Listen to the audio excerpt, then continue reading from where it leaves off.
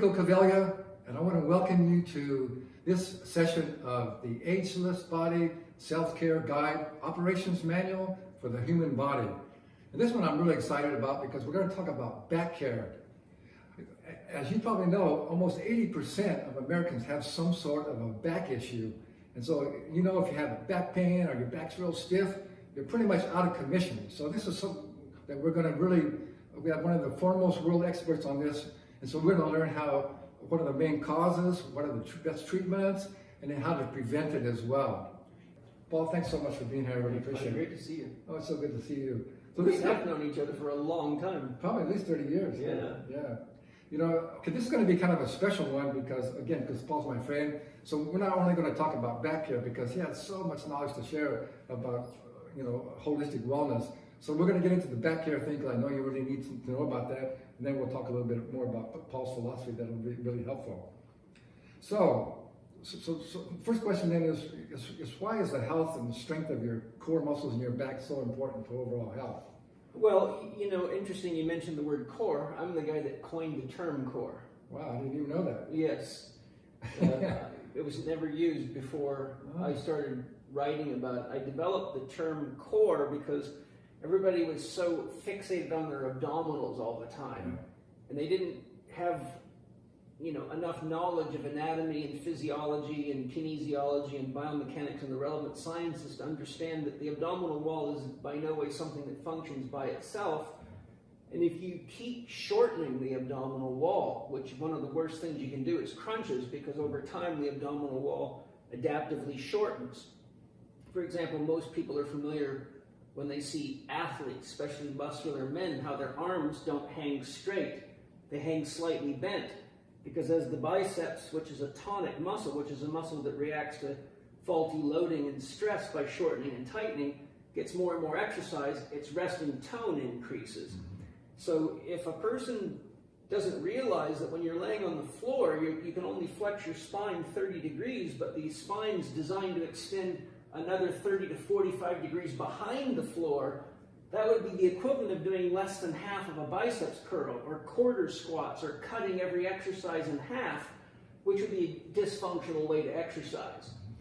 So what I did is I looked at the actual anatomy of the body and showed that the entire head, neck, jaw complex, the spinal column and the pelvic girdle are all an integrated system.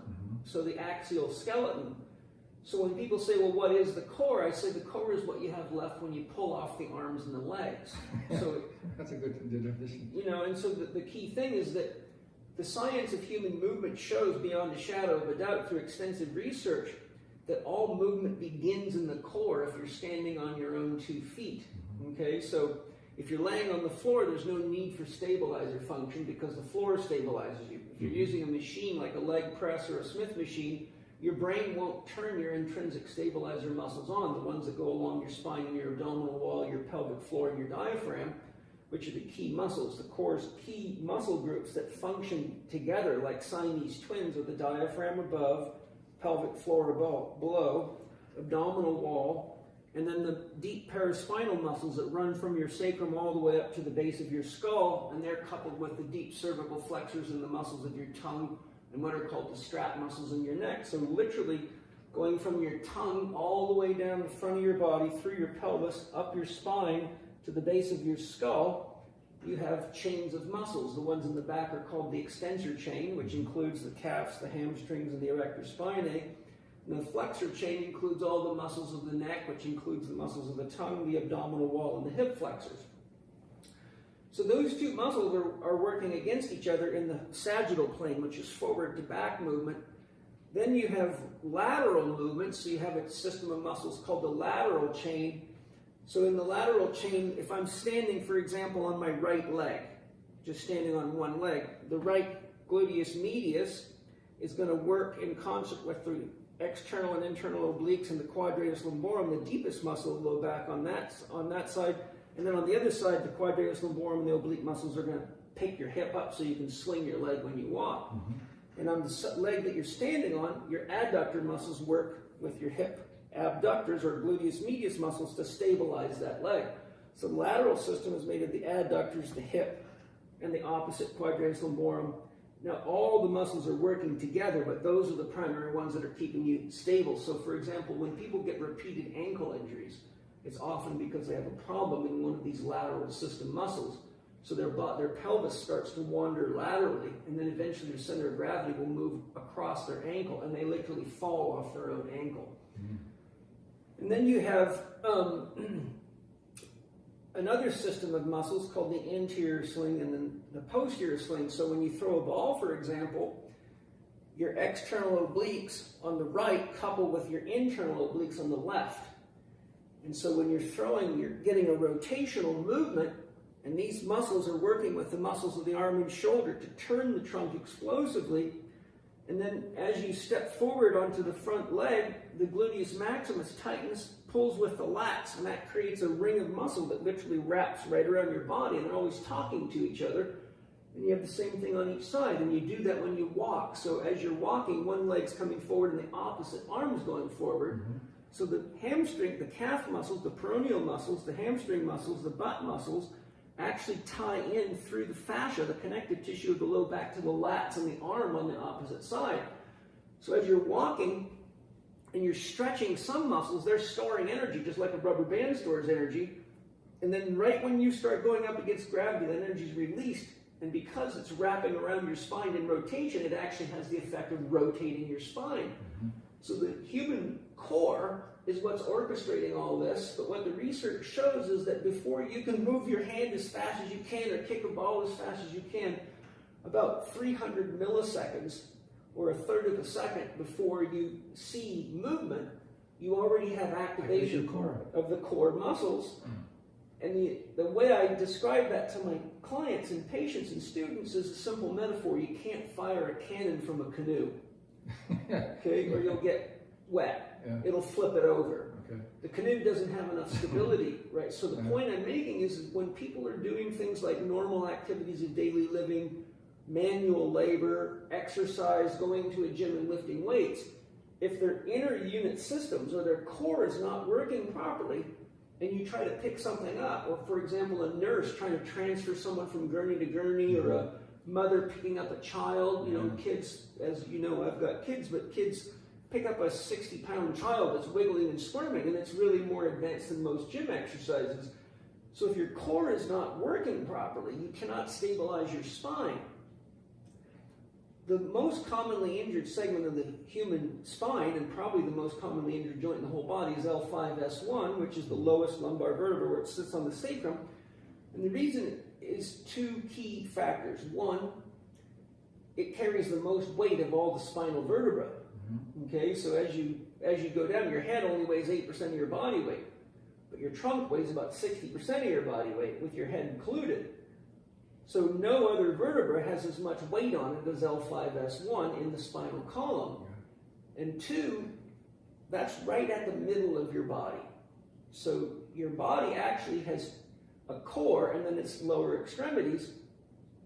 So if the muscles around the spine, anterior and posterior and laterally, are not balanced, you actually end up having two bodies, a lower body and an upper body. And so once you have two bodies, you're in big trouble, especially if you have to do rotational movements or quick movements, or chase a kid or run across the street quickly or anything like that, or you slip and you go to catch yourself. The number one cause of death in the elderly from 65 years of age onward is a hip fracture. But its most common cause is slipping and falling, usually on ice and slippery surfaces, but often ice in colder places. But it's not the hip fracture that kills them, it's the surgery. They can't recover from the surgery. It's a massive surgery. But the point is they get hurt because their cores aren't functioning, so they can't catch their balance. Because what the research shows is anytime you're in pain along the spine, particularly in this case in the lumbar spine, when they do EMG analysis of how the muscles are firing, they find that, just like I said before, the core should turn on about a third of a second before you see prime mover muscle action, but that's gone. So when they take injured people and analyze core function, they find that it either doesn't turn on at all or it's very delayed, and the big muscles are turning on before the stabilizers, which means you're firing a cannon from a canoe, and it snaps right in the L5-S1 area. Okay, so yeah, so I think that's quite a dissertation, man. Well, no, that's good. That's how it works. Yeah, I know. I mean, if you want me to break it down even simpler, I can with sticks, but that's how it works. Well, I think the simple thing that you can take from this is that how important the core is, because if your core is not exercised properly, because it's connected, not just in the abdominal region, it's connected to all your everything's connected. It's connected.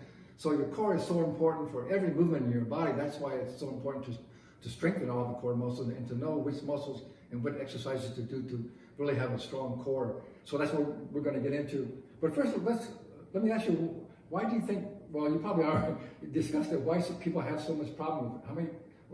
What do they have back issue problems? Well, there's a couple of reasons. One is faulty exercise technique.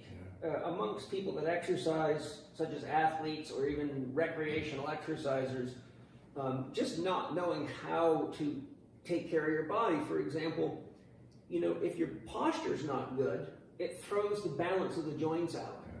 So remember, all your movements are very, very complex movement. I mean, when you're walking, you spend 85% of the time on one leg. So you're going from a balancing act to a balancing act. Neurologically, it's very, very complicated to walk. It takes a child, on average, about 12 months to learn to walk. And if someone gets like a coma or something, they still have to go through the whole process again quite often. And as adults, it's much harder. So the point I'm making is when you really look at what it takes to learn to walk from scratch, it's very complex. So there's a tremendous amount of coordination of motor systems and internal systems involved. So if people don't have good posture and they don't stretch to balance their body and they don't keep rigid joints mobile, then really it's kind of like an accumulation of problems. You start having one little niggling thing and then the next thing, and the body begins to go into compensatory strategies. But after a while, I'll give you an analogy. If you want to know what it's like to compensate, it's like juggling. Okay, so if I'll say, okay, I don't exercise correctly. No one taught me how, so I've got some bad technique. There's one ball you're juggling. Next, you're doing too many abdominal crunches and you've thrown your posture out of balance because you keep doing the wrong exercises relative to what you should be doing. There's your second ball. Next, when we look at the fact that there's no such thing as a muscle that's not intimately connected with a gland and an organ. So all the muscles in your body are wired to glands and organs. This is why, for example, when people have a heart attack, nobody goes to the doctor saying my heart hurts. They say my chest and my left arm hurts. Because the muscles of the chest and the left arm share sympathetic innervation, or they share sensory input with the heart. The organs don't have their own sensory organs, so they send their pain into the muscles of the body, but the muscles of the body can't tell the difference between heart pain and them being in pain. And whenever a muscle's in pain, it reacts by shortening and tightening and going into spasm, which screws up joint mechanics. So when you get down to the low back, it's well, what organs are linked to the back? Well, everything from your diaphragmatic arch all the way to your pubic bone or your pelvic floor is connected neurologically to your back. So your stomach, your gallbladder, your liver, your small intestine, your large intestine, your spleen, your kidneys, your bladder, everything inside your core is neurologically connected. So when you look, for example, at how many people have gluten intolerance and don't know it, and how many people are having reactions to chemicals in food, and how many people are allergic to things and don't know it, how many people are overeating or undereating, or are taking medical drugs that actually irritate glands and organs, which is a huge amount of people, especially as they get older. So whenever you have inflammation, which is defined as pain, heat, redness, and swelling, what happens is as any organ swells because it's inflamed, most people have had the experience of eating something and all of a sudden finding themselves bloated and gassy, such as gluten or any food that doesn't agree with their body.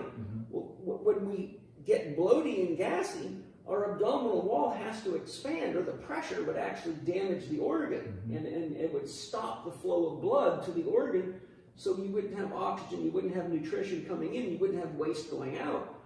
So when you look at all the ways you can inflame glands and organs, and know that in order for the body to make space and allow circulation to be optimum to heal, it has to reflexively shut down the muscles of the core that you need to stabilize your spine.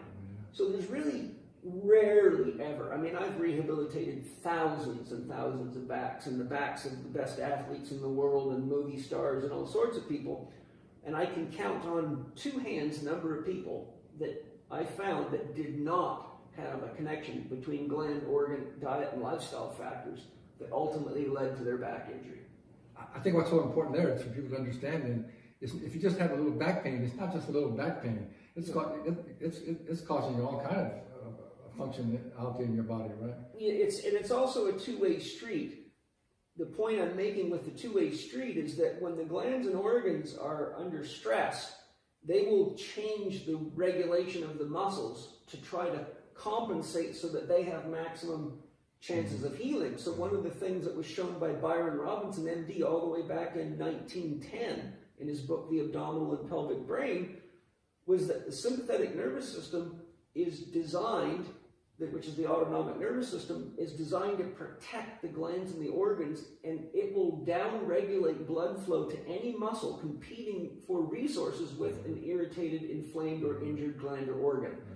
So if you've got chronic inflammation in your small intestine because you're eating stuff that you don't realize you're having reactions to, your spinal cord will down-regulate the blood flow to the core muscles and the hamstrings and the glutes, or any muscles competing with blood flow to make sure the glands and the organs get maximum recoverability. But those things that I'm saying aren't known by most people, so they keep doing their exercises, doing their sit-ups, going for it's actually weakening your muscles. Yes, so what happens is because the muscles are getting shut down, they're not getting as much blood supply, you actually going into a state of ischemia and anoxia, which means you now have a lack of blood supply, ischemia and anoxia, a lack of oxygen getting to the working muscles. So people's exercise performance drops down, their ability to hold good form drops down, and their likelihood of getting an injury goes up because you hit lactic acid development way too soon. And lactic acid, which is the byproduct of hard exercise, decreases proprioception, so the body can't tell where it's at in space. So when you're doing things like trail running, for example, it makes you far more susceptible to injury because the system's actually flying relatively blind because it's really trying to force you to pay attention to what's going on inside. So if the body has to ground you by letting you get low back pain to pay attention to what you're doing to yourself, it will force you into a rest period so that you can't traumatize the system any further. Yeah, that makes a lot of sense. So what about also, how about people who don't exercise at all? Well, then they're basically dating the devil, really. That's a good term. Well, it's true. I mean, the reality of it is here's the deal, and this is pretty common. Years ago, I was doing research to develop one of my courses, and I came across an actual properly run study that showed 50% of people going to doctors, period, hit their lactate threshold walking from the waiting room to the examination. So that means you're winded, right? Lactate threshold is where you start huffing and puffing and you can feel your muscles starting to get lactic acid and they start to hurt, like you would at the end of a set if you were doing a hard training in the gym. Now that's just walking. That would be like saying, Rico, I want you to walk to the toilet at the back of my office here. And you got so winded you could barely make it. That's 50% of people going to doctor's offices, period. Okay?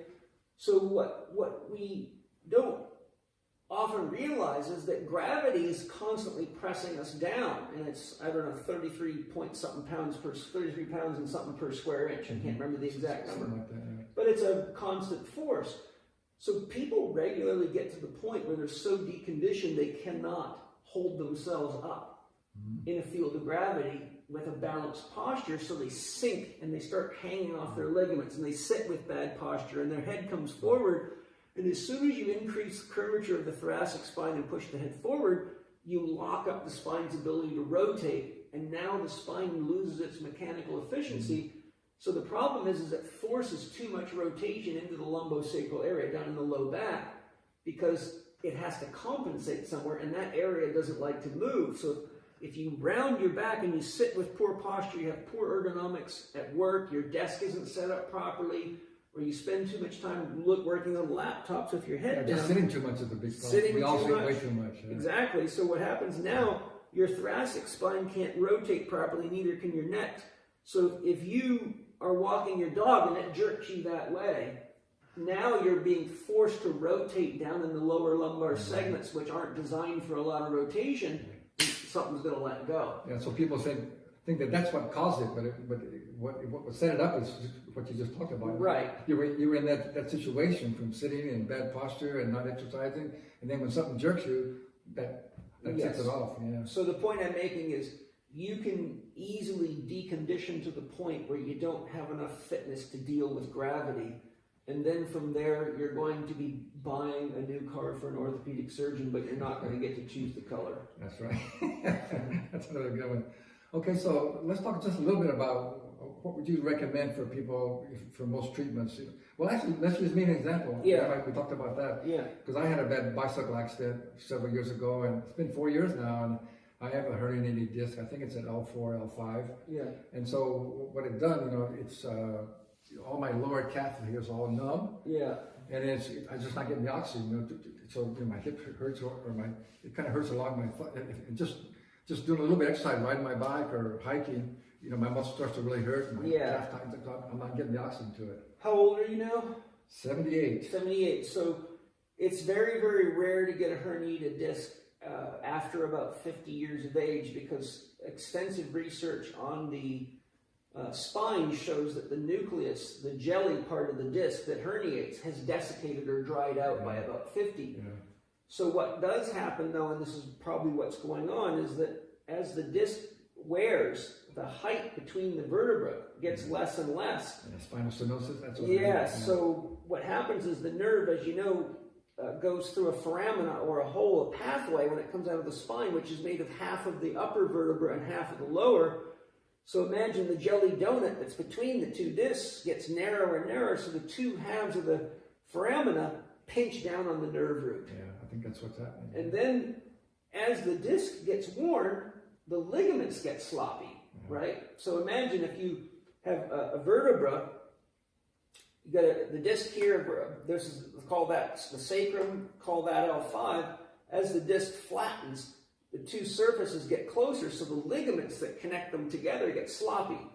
So all of a sudden now what you get is you get a nerve that's getting pinched in a vertebra that starts rolling around, which triggers off an inflammatory process, and that makes the nerve swell up. And as the nerve swells, it's already in a crowded space, it will shut off the fibers, because the first fibers, a nerve has layers to it, so when you compress a nerve, the first thing you lose is sensory function, so you start having numbness. Yeah.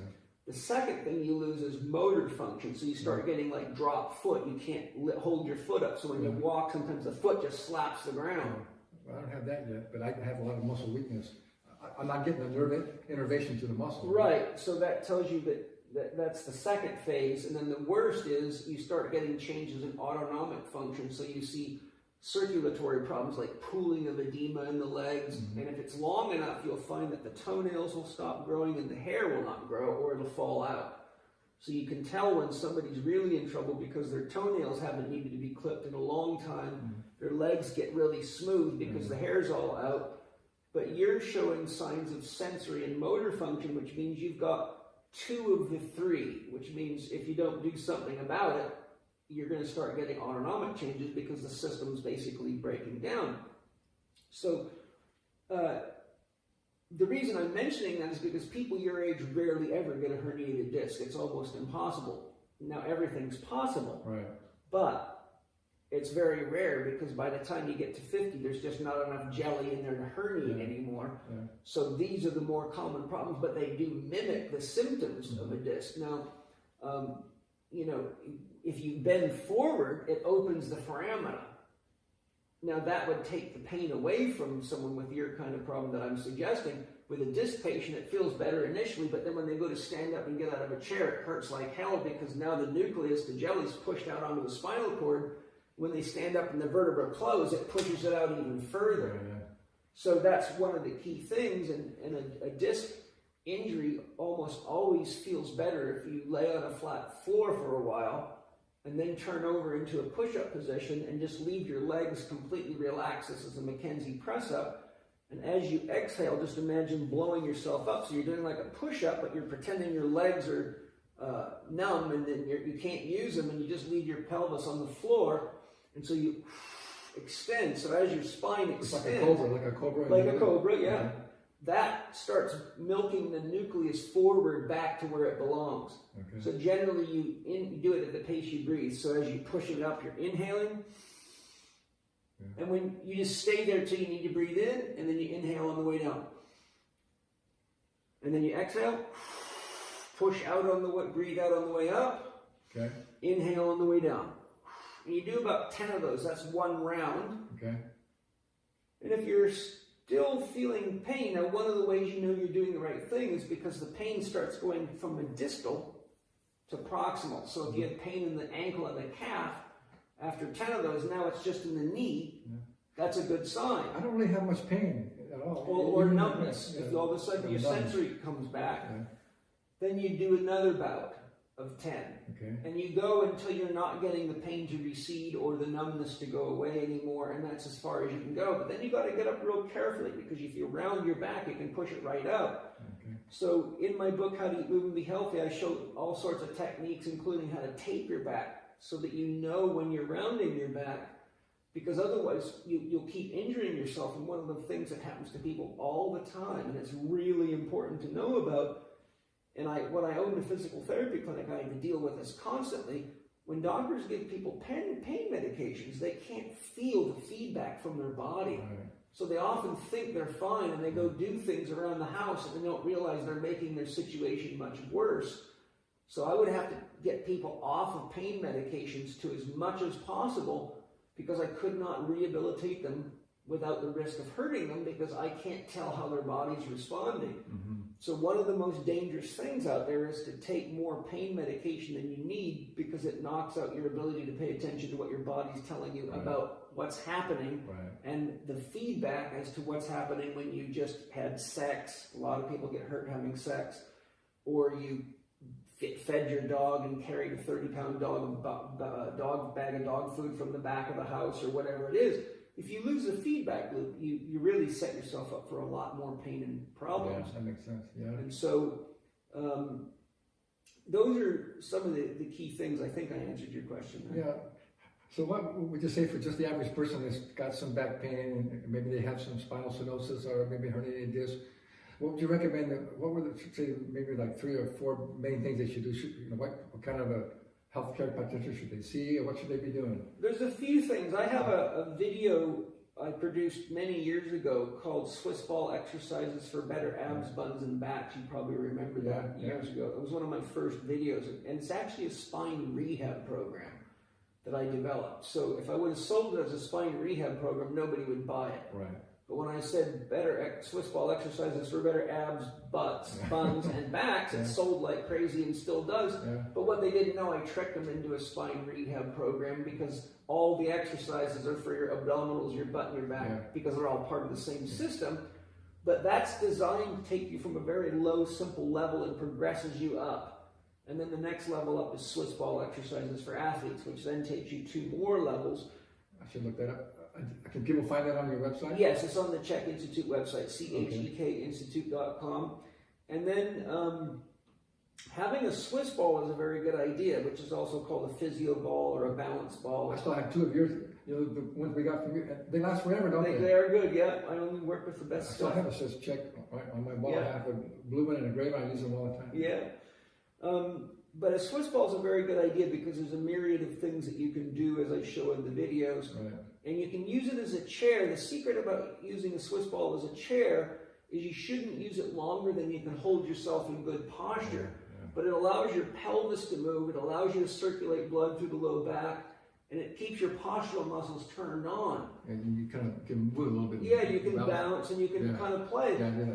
But you don't want to go past the point at which you can hold good posture. So you really want to rotate between a Swiss ball and a chair that's good, a good, well-designed chair. Okay. And then once you feel ready to go back to the ball, So I tell people in the beginning, try timing it like 10 or 15 minutes and just have a beeper like your watch goes off, and then just rotate. And just that extra movement throughout the day, especially for people that sit a lot, it can be magic for the back. Yeah.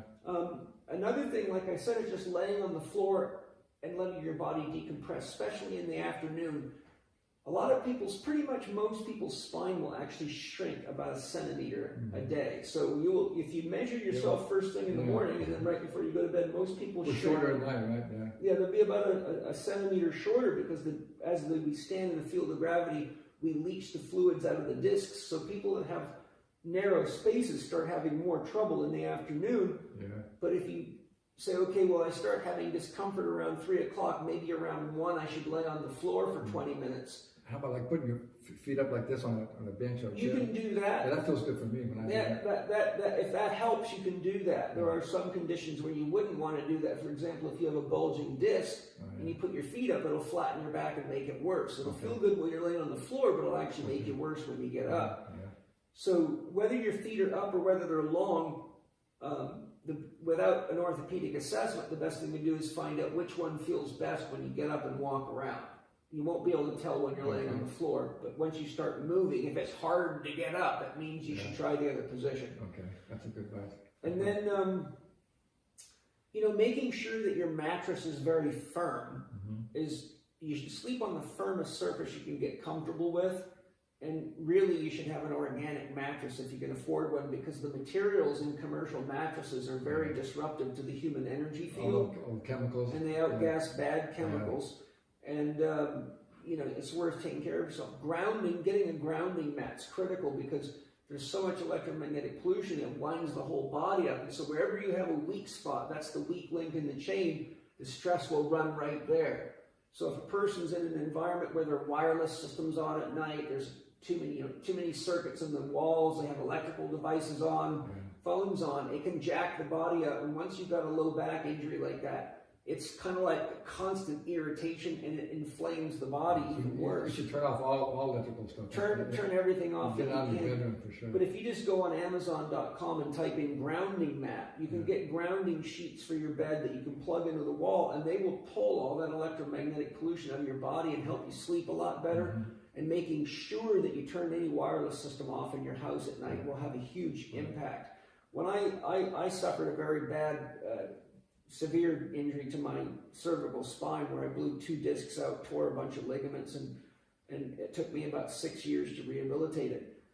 But I used to turn over 40 or 50 times a night. I would wear a hole through a brand new sheet about every 3 months to where it was completely, had a big hole in it.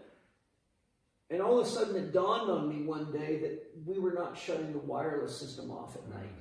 And I didn't even, it's just one of those things that slipped my mind. So I said to Penny, please shut the wireless system off. I slept the best I'd slept in years. And then whenever she would forget to turn it off because she comes to bed later than me, I would be rolling and waking up 10, 15 times a night in pain.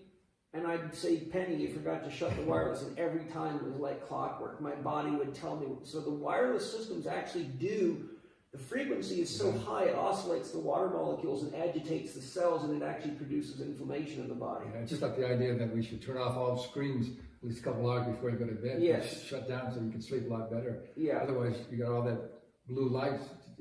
It interferes with your circadian rhythms. And it screws you up. And the more energy depleted you get, the more pain you have because the system can't repair itself.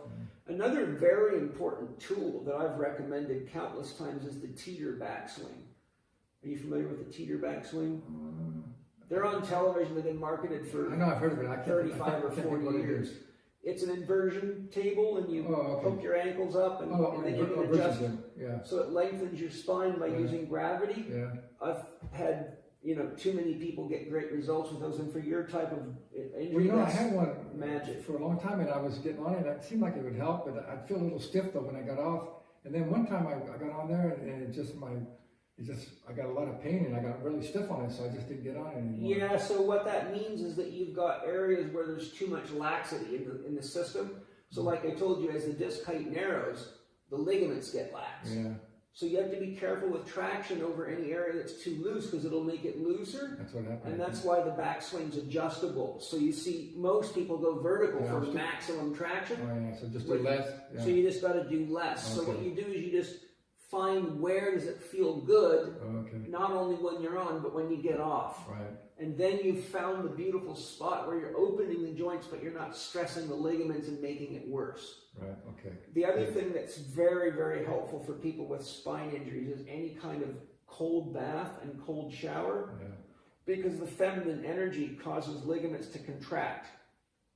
You know, with this neck injury I have, I mean, it was bad enough that it literally felt like my head was going to fall off. Wow. And I can go from lifting weights and feeling a lot of pain in my neck, and I can actually stand in the shower with the cold water hitting my neck, and usually after about 4 or 5 minutes, sometimes all of a sudden I hear a pop. And what happens is that the ligaments are tightening from the cold water hitting them, it pulls the joint back into alignment. It's the wildest thing. You would never think that cold water could do that, but it can. So would it be good then to put ice packs on it? Yes, ice packs. Yeah. Better than heat. Yeah, you don't want to use heat when you've got most of these types of injuries don't respond well to heat at all, because heat causes connective tissue to stretch and to lengthen. That's why we like to get hot when we go to stretching or Bikram's yoga, right? So when people have areas where there's laxity in joints, ice is way better.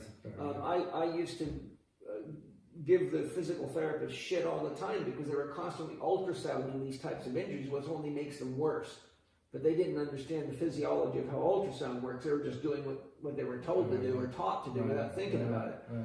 But taking, you know, if you just get a bunch of ice and put it in a bathtub and, you know, lay in there as long as you can, doing deep, slow belly breathing, and just go to when your body's numb, and then get out. And don't expose yourself to the ice until the body temperature is the same on all parts of your body, like your head and say you were sitting in the bathtub for your back, your head and your back should be the same temperature, because if you ice too frequently, you'll trigger off what's called a hunter's reflex. And the research shows that's what happens when hunters fall through the ponds when they're duck hunting. And when the body starts to freeze, the hunter's reflex pushes all the blood into the core to protect the organs, and it'll let your hands and feet and legs and arms freeze, because your body doesn't need those to survive. So if you trigger a hunter's reflex by overexposing someone to ice, the research shows that for 72 hours they'll have decreased circulation, which means the outcome will be worse for your back, because you want to bring lots of blood, not less blood. So only till you go numb and then get out. Or in most showers don't get that cold, especially not in Southern California. But if you're somewhere like Toronto, you can make yourself go numb in about 3 minutes in a shower, or New York. You know what that reminds me of, Paul? Once I had a couple conversations with Jack LaLanne. One time, so I asked him, I said, remember the one feat he did where he swam across Alcatraz, pulling in the cold water, pulling boats? I said, Jack, how did you do that? I mean, the water's so cold. He says, you know how I trained for that? He said, every day I'd fill up my bathtub full of ice, and he'd lay on a bed of ice for an hour to get himself used to the cold. It's crazy. He was so there you go. And look at Jack LaLanne's life as an example. You know, a lot of people think, oh, these are extreme things, I would never do that. But we've gotten so sedentary that really, if we were living in nature, we'd have been bathing in ice-cold rivers, and we would have been dealing with weather changes. But people have gotten so sedentary that even getting cold is scary to them. Now, on that point, I would say that, if getting cold is something that you don't want to do because you feel fragile and ill, you shouldn't do it. But if getting cold is something you don't want to do because you've just turned into a wimp, then you should do it. And I always tell people, just turn the water on, stick your hand in. Then as you get comfortable, put your arm in. Then stick your head in. Or start with your back, because your back's much tougher. So if you put it on your back and your butt, then as you get acclimatized, just turn around and let the rest of it. That's what I do in the shower, But it's very, very, very important. But the last thing I wanted to share is anytime you can get into a swimming pool, it's one of the most beautiful things you can do for any kind of musculoskeletal injury. I mean, just even if you can't swim, just tread water, use a kickboard, play in the water. Do anything that you can do that's comfortable, because the water decompresses the joints. And as water crosses the body, it tickles the hair follicles and the receptors in the skin. And those receptors actually have a conduction velocity that's far faster than the pain-sensitive fibers in the body. So these fibers that sense the movement of the water actually travel, the impulses travel to the brain about 6 to 9 times faster than pain impulses. So when you're in the water and you're treading water or wearing an aqua jogger vest, one, your spine's not under even the same, it's under less compression. It's not getting compressed. Right, and also what's happening is as you're moving your body, all this water movement is stimulating the proprioceptive system that tells the brain about movement and sensation, and it floods the brain with so much information so quickly, not nearly as much of the pain information can get into the spinal cord, so it shuts the pain spasm cycle down, increases circulation, and the decompression effect of the water actually helps joints that are out of place find their way back in place. They wiggle their way back in as you're playing in the water. So you can spend 10 or 15 minutes in the water and get out and feel like a whole new person. Yeah, okay. And that's not hard to do. It's a lot cheaper to do that than get operated on. It may still not fix the problem. Well, speaking of that, though, so what would you recommend, besides the exercises and trying to rehab yourself, who would you recommend to go? Would you think you should go see an orthopedist or a physical therapist? Well, of course, I'm going to recommend Chek professionals because I've developed a whole institute to teach a multidisciplinary approach. Right. And my system includes all branches of medicine, from medical doctors to chiropractors to osteopaths to strength and conditioning coaches, personal trainers, dance and movement educators, massage therapists, acupuncturists. I mean, we've got over 15,000 practitioners around the world, all that are trained in a very comprehensive scientific system of assessment and corrective exercises, joint mobilization, stretching, and recognizing where the problem is actually coming from. A huge percentage of people's low back problems are actually the byproduct of problems in other places in their body, such as their jaw, their teeth not fitting together, their upper cervical spine not working, their eyes being out of balance, their ears not working, their vestibular system not working. Jaws, So, almost all the cranial nerves will cause compensations in the body, and the back is a slave as far as the brain's concerned, keeping you breathing, keeping you eating, and keeping you seeing, and keeping you balancing and hearing is more important to your survival than your low back. So your back's actually a slave to any compensatory adjustments the body has to make to keep those upper systems online. So the Chek professionals are trained how to evaluate those and make sure you don't have other problems, and that the back pain's not usually the back pain's often a symptom, because most people don't know how to assess these things, so they just miss them. And that's why so many professional athletes come to me when no one can figure them out, and I usually figure it out fairly quickly. In fact, Kobe Bryant came to me with I remember that kind of problem. That took me about 6 minutes to figure it out, and he was happy but irritated. He said, "Why the hell have I seen so many doctors for the last year, and all they did was make me worse, and you figured it out in 6 minutes?" I said, "Well, because they don't really understand how each system connects to each other system and which ones are in control of which systems." And you have, at that time he had an upper cervical problem. He had been hit in basketball, knocked his atlas out of place, which causes pelvis to shift, just like someone with a low back injury. And so he had so much pain in his left low back and sacrum and SI joint, he couldn't use his left leg or jump off of it. So once I put his neck back in place, his pain was gone instantly, and it blew his mind, and I referred him to a National Upper Cervical Chiropractic Association, a NUCA chiropractor, Kenny Shepard, in Solana Beach. And so Kenny maintained him by checking on him now and then for the rest of his career until recently. But there's an example to point out that you need somebody that knows how to assess all the systems that influence the back, or you make the assumption you have a back injury when really your back pain is usually a symptom of the back being exhausted from carrying the load for compensations in other areas. Right.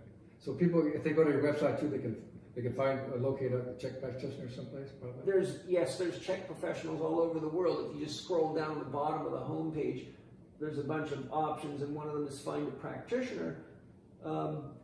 So there is that option. There's also my book, How to Eat, Move, and Be Healthy, which takes you through a series of questionnaires to identify exactly which systems in your body are overloaded, and it shows you how the nerves in the body and the organs connect, so you can see, okay, if I've got digestive trouble, I'm susceptible to back pain, and I have different levels of program for straightening your body out and balancing your body out.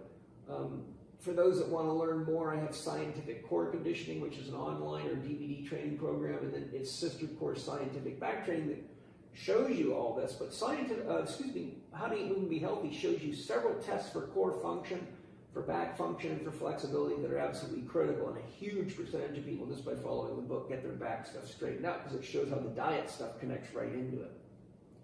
I thought I just have a copy. I got to look that up again. I got to go through and look at it and go through all this. You'll probably be surprised what's been sitting right in front of you. If not, I got to get one for sure. Well, before I let you go, I know you have so much to share just about overall wellness. So how about just give us a little bit of idea of what your philosophy is for overall mind-body wellness. What maybe like you'd say would be 3 or 4 really core things that if people really want to expand their knowledge and their and living in a more mind, body, and spiritual state of wellness, what would be the key things that they should really implement? Well, there's a lot that I could say on that, as you know. I mean, it's just like asking for the grand unified theory of the universe. Give us a few basic concepts that people can understand, or things that you would recommend. If someone came to you and said, "Okay, I really want to learn more about mind, body, wellness, and spiritual. So what are the key things that I could really elevate my mind and my body and my spiritual?" Well, I can give it to you how I teach it, and I have a book called The Last 4 Doctors You'll Ever Need: How to Get Healthy Now, which is a multimedia ebook. So what I did is I looked at life and said, okay, what is it that we have to navigate life successfully and be a healthy person, a whole person, and not constantly be out of balance in some way? So the first thing I'll remind everybody is that one of the key principles of alchemy is as above, so below, as below, so above, which means whatever's in your mind is mirroring itself in your body. And whatever you do to your body, for better or worse, reciprocally affects your mind. A sick body does not make for a healthy mind. A crooked body does not make for a good functioning mind, because if your body's crooked, you're going to be in pain, and it's going to pull your energy to the pain, and you're not going to be able to think on higher order thinking. You're going to be in survival mode. Right. So the first rule is, remember, whatever beliefs you have, to the degree they don't work well for you, they're going to cause problems in your body. And whatever your diet and lifestyle is, whether you like it or not, if it's not optimal, it's going to affect your mind, because your mind is, based on your relationship with your whole body and your brain are swimming in your blood and living off your blood. So if your diet and lifestyle doesn't make for healthy blood, then you can't have healthy thinking. Just like if your radiator fluid's full of mud, then your engine's not going to cool. That's a key function. So in my system, Dr. Happiness represents the mind. And when we're looking at Dr. Happiness, one of the first things I do with everybody is say, what is your dream for the situation you're in right now, or for your life? And they might say, well, my dream is to be out of pain. I say, well, what are you going to do when you're out of pain? What is it that you want to do enough to follow the program I'm going to write you and really commit yourself to doing the work of healing? So I always have to identify something that they are more interested in than their crisis. Psychologist Jerry Wesch says if you have a big enough dream, you don't need a crisis. Okay, so once we identify what the dream, goal, or objective is, then I say, okay, now what is happy making for you? What are the things that you can do every day that if you participate in these activities are happy making? Well, for some say reading, some say listening to music, some say watching television, some say dancing, some say singing, some making music, some exercising. Whatever it is, it's up to each of us to define what is happy making and make sure we make time to do it, or life gets so heavy and so boring and so burdensome that we end up not realizing that our mental state of unhappiness is being mirrored in our body. And because the low back is in a very tricky spot to be mechanically, as our body starts to show signs of stress, it usually manifests in the back first, because that's where the chain is weak in a lot of people, just because of all the things we've mentioned, right? So one of our main goals should just to be happy, right? Well, to be happy, but it has to be something sustainable. you know, you can take a hit of LSD and be happy, or you can eat a bunch of sugar and be happy. Yeah. But when you're doing what you love to do in your life, and you're realizing that happiness is really when you're contributing to other people in some way, you know, like what gives me a lot of joy is knowing that my life is devoted to creating knowledge that helps others live a great life. If I was making tons of money as a researcher staring down the end of a microscope, I probably wouldn't be as motivated to do the depth and amount of work I do.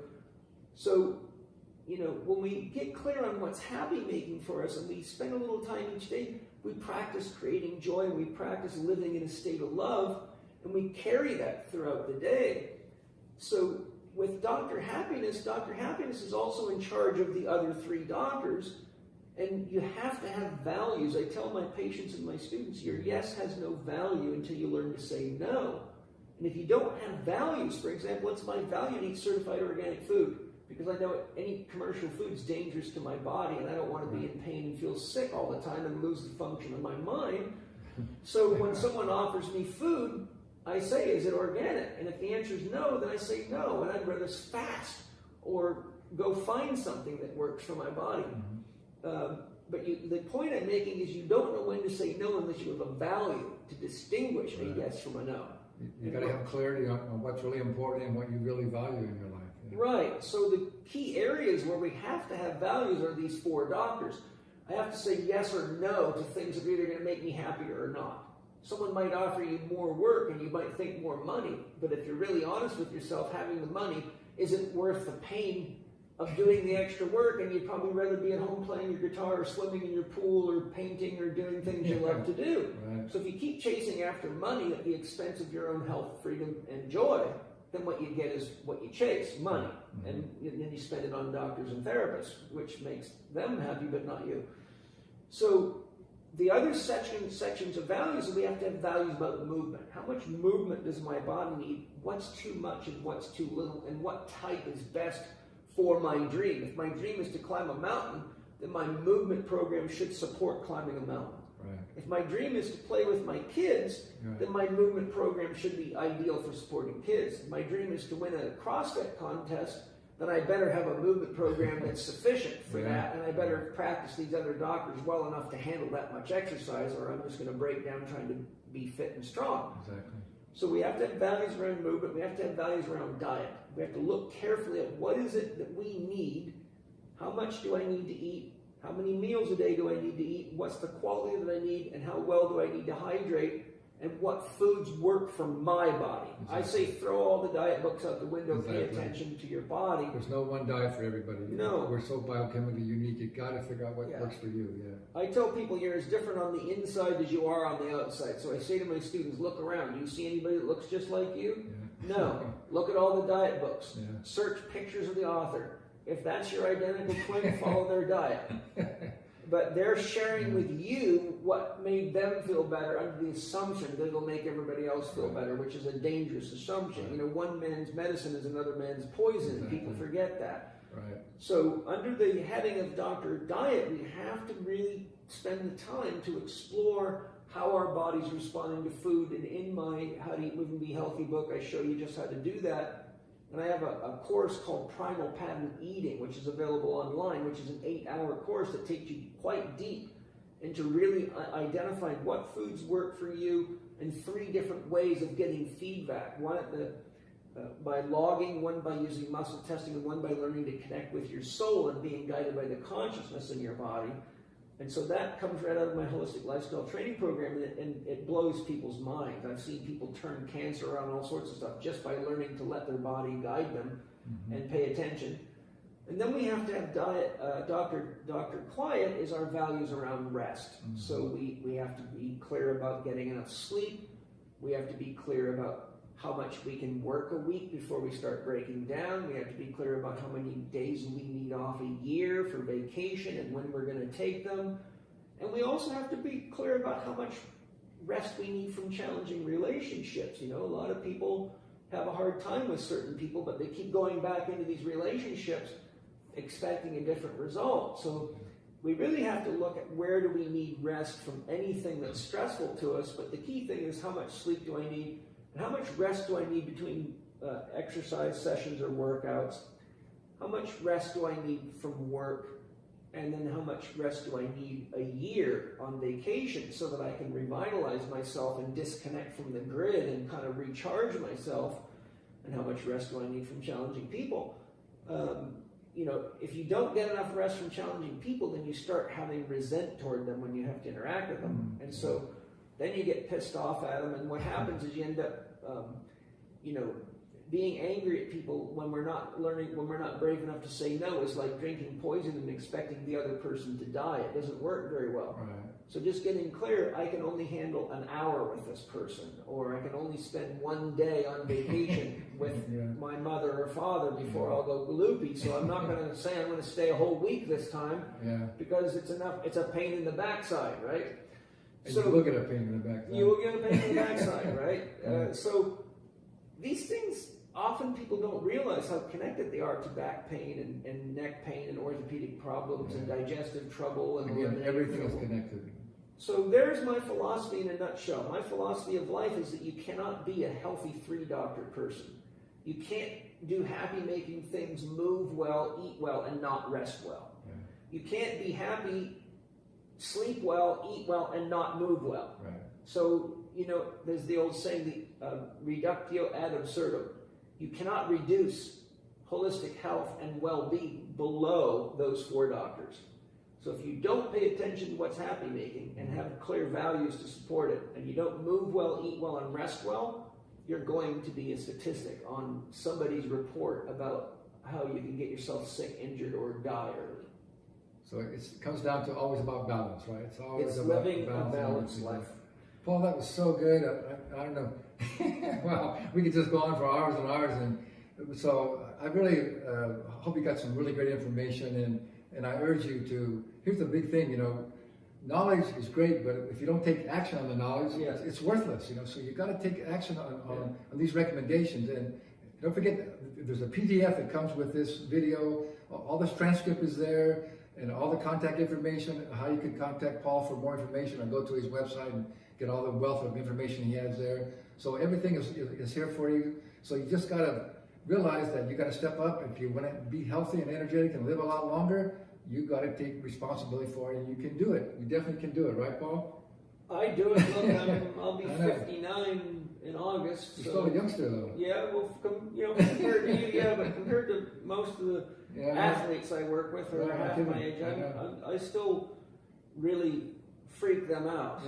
I can still bang out single arm chin-ups and probably deadlift 450 comfortably and run and lift and keep up with the youngsters. But you know, it's really everything I'm using is that I'm sharing here is exactly how I do it. Yeah, I totally agree. And I've had a pretty rigorous athletic career. So I mean, I've been to high level in many sports, from boxing to kickboxing to motocross racing, football.